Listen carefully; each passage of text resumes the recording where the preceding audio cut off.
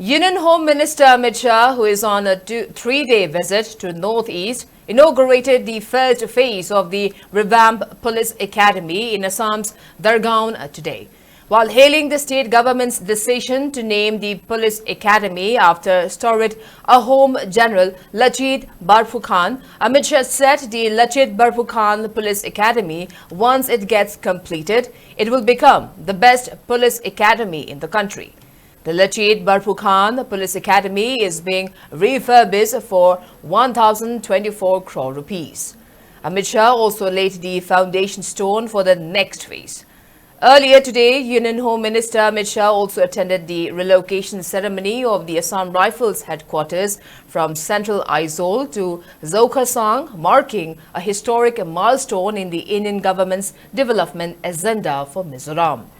Addressing the gathering, Shah emphasized that the decision was more than just an administrative move. It was a long-awaited commitment to the Mizo people who had been demanding the headquarters relocation for over 35 years due to the state's challenging topography.